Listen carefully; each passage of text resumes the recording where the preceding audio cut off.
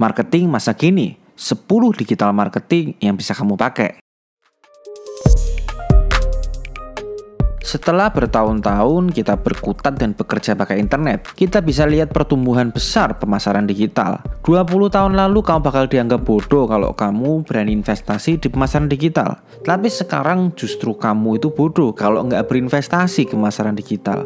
Marketing digital dianggap lebih murah dibandingkan marketing pakai media cetak, marketing pakai iklan, TV, atau radio.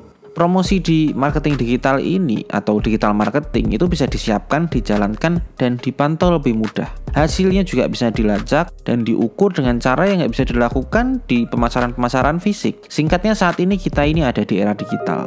Masalah utama yang dihadapi sebagian besar pelaku digital marketing yang bikin mereka itu ragu ke digital marketing adalah mereka nggak tahu apa yang mereka butuhkan. Hai, jumpa lagi dengan Om Bagus dengan tips and trick bagaimana cara kamu membangun kekayaanmu dan juga menjalani hidup di era yang serba nggak kenal ampun ini. Kalau sampai kamu belum subscribe, kamu bakal nyesel loh, karena kamu bakal kelewatan informasi-informasi berharga buat jalani kehidupanmu ke depannya. Jangan lupa juga buat like supaya video ini terbantu terangkat di rekomendasi YouTube dan bisa membantu semakin banyak orang yang membutuhkan informasi ini. Untungnya di video ini sudah dikumpulkan berbagai jenis marketing digital. Apa yang harus kamu investasikan dan kamu pelajari di pemasaran digital yang kamu butuhkan. Nomor 1, Search Engine Marketing. SEM atau Search Engine Marketing biasanya dianggap mencakup PPC atau Pay Per Click dan SEO atau Search Engine Optimization. Membawa lalu lintas atau traffic ke sistem websitemu dengan search engine itu bukanlah tugas yang mudah. Itulah yang dilakukan oleh teknik SEO dan PPC. Teknik ini menarik traffic ke situsmu bisa dengan cara yang berbayar atau nggak berbayar. Iklan berbayar yang namanya PPC dan SEO punya fungsi buat menarik traffic yang organik. Ini bukan berarti pekerjaan SEO itu gratis. Kata kunci adalah inti dari setiap strategi pemasaran di search engine. Pertama, kamu harus tahu dan kenali kata kunci yang cocok dan relevan dengan layanan atau produk bisnismu. Kata kunci harus kata yang kemungkinan besar akan digunakan oleh calon pelanggan saat mereka mencari produkmu di mesin search engine. Satu cara mudah buat cari kata kunci adalah dengan Google Keyword Planner. Kamu bisa pakai aplikasi itu buat kenali kata kunci yang relevan dengan produk yang kamu jual. Nomor 2, Search Engine Optimization. SEO adalah Search Engine Optimization atau pengoptimalan mesin pencarian. Fungsi SEO itu untuk mengoptimalkan bisnismu di search engine. Contohnya search engine yang dimaksud itu adalah Google dan Bing. SEO fokusnya tentang menaikkan peringkat halaman di hasil mesin search engine supaya websitemu bisa terlihat dan tampil lebih baik buat pengguna yang akan menelusuri situs webmu. Banyak orang nggak mau repot-repot lihat hasil pencarian sampai ke halaman 2 di search engine kan. Jadi SEO itu unsur yang penting buat pekerjaanmu kalau kamu pengen punya hasil yang lebih baik dari online searching. Waktu kebanyakan orang daftar buat pakai SEO, semua harus memahami bahwa prosesnya lama supaya bisa mendapatkan hasil yang baik. Lewat penelitian kata kunci dan analisis peringkat, kita bisa tentukan gimana kamu bisa berkompetisi sama pesaing bisnismu yang sama-sama menggunakan kata kunci yang sama. Dan tujuan besar dari SEO adalah membuat situsmu masuk ke posisi 3 teratas dari hasil searching. Nomor 3, Pay Per Click. PPC atau Pay Per Click itu bisa dibilang iklan di mesin pencari. Jadi iklan yang dipasang di Google atau Bing misalnya itu cara yang bisa memunculkan situsmu ke bagian atas dari mesin pencarian. Cara ini berbayar, jadi kamu harus bayar buat bisa pakai layanan ini. Kenapa namanya PPC? Karena akun iklanmu akan ditagih tiap kali satu iklan itu diklik. Biayanya tergantung sama skor kualitas dari websitemu dan juga persaingan kata kunci yang kamu pilih. Kampanye PPC itu bisa jadi solusi jangka pendek ketimbang kamu melakukan search engine optimization secara organik. Beda sama hasil search engine, di Google sendiri ada 4 spot buat menaruh PPC. Jadi buat menaikkan websitemu ke peringkat atas menggunakan SEO itu sangat sulit. Tapi kalau di PPC, peringkat di halaman pertama itu lebih mudah karena kamu mengeluarkan uang untuk membeli spot itu. Nomor 4, Social Media Marketing.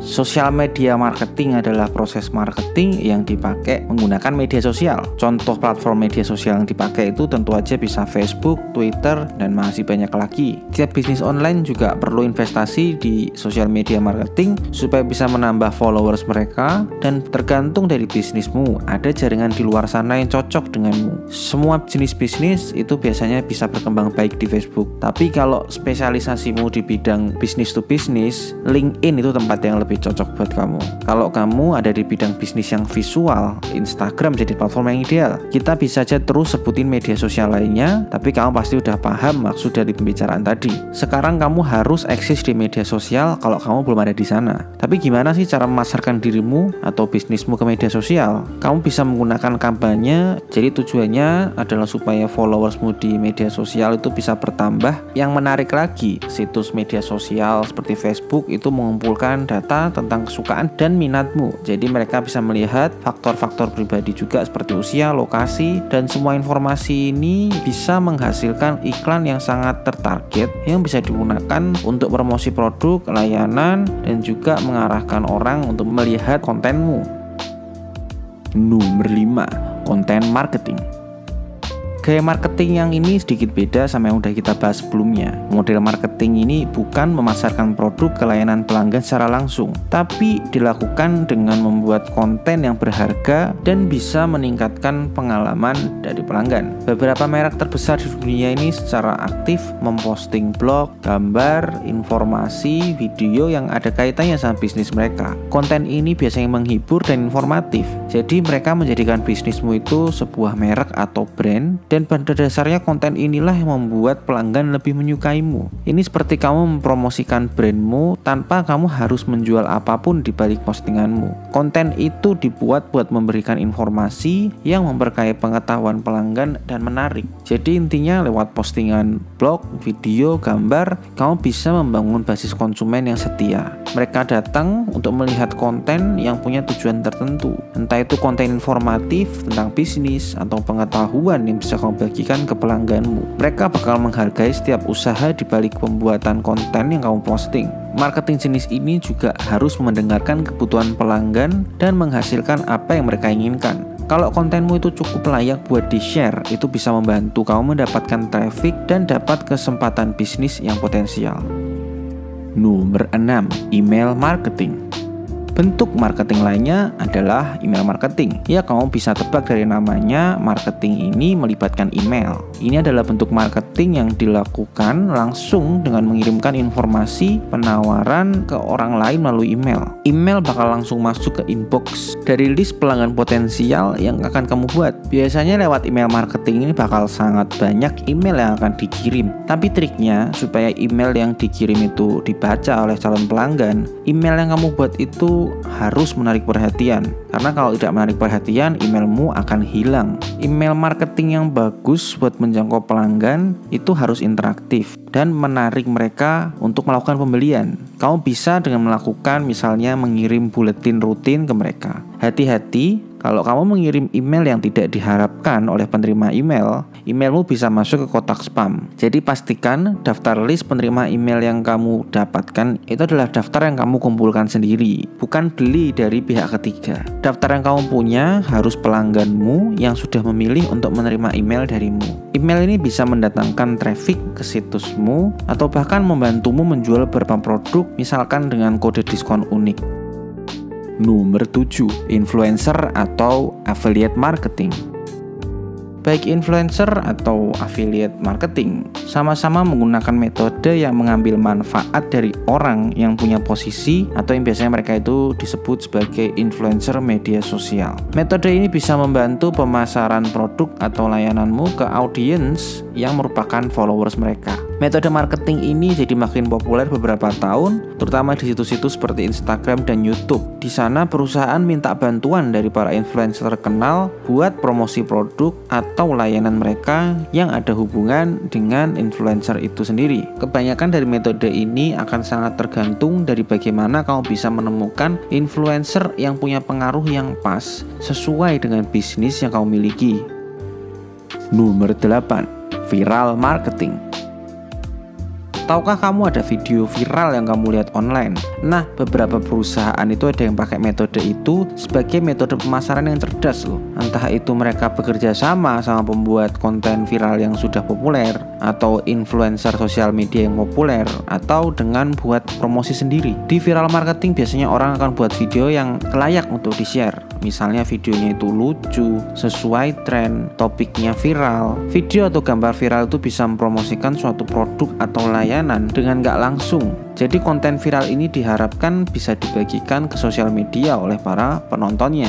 Dasar-dasar viral marketing ini sangat sederhana. Kamu buat konten yang sangat menarik dan membuat mereka ingin segera berbagi video atau gambar yang dibuat itu dengan teman terdekat dan keluarga mereka. Nomor 9. Radio marketing.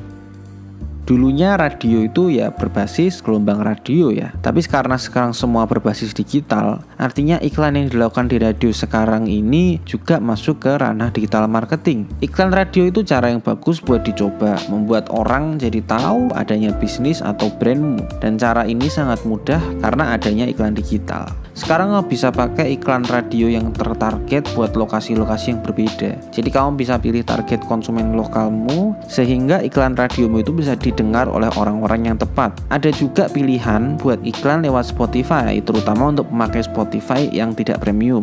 Iklan ini bisa ditarget untuk pengguna Spotify berdasarkan usia, lokasi, jenis kelamin, dan lainnya. Ini bisa dilakukan karena memang informasi ini diberikan para pelanggan Spotify lewat akun mereka. Nomor 10. Seluler marketing. Periklanan seluler adalah sesuatu yang meliputi segala bentuk marketing digital yang udah dibahas sebelumnya. Semua metode digital marketing yang udah dibahas tadi itu diakses melalui seluler. Dan kenyataannya banyak bisnis seluruh dunia mulai mengalihkan budget mereka untuk konsumen yang lebih banyak menggunakan perangkat seluler mereka dibandingkan perangkat lainnya. Dengan seluler marketing kamu bisa target audiensmu tergantung dengan segmen, dan ada juga namanya fungsi pembatasan wilayah atau geofencing. Geofencing ini adalah salah satu cara paling populer yang digunakan karena berdasarkan lokasi fisik konsumen yang didapatkan dari data seluler mereka. Ini adalah strategi yang bisa membuatmu cari target audience yang jelas dan relevan sesuai dengan lokasi mereka sekarang berada di mana. Hai, buat kalian yang tonton videonya sampai habis, saya ucapkan terima kasih buat kalian semua. Waktu kalian sangat berarti buat saya. Kalian merasa video ini bermanfaat, baiknya kalian like, subscribe, dan jangan lupa di-share ke teman-teman kalian yang kira-kira membutuhkan informasi yang sama. See you in the next video. Bye-bye.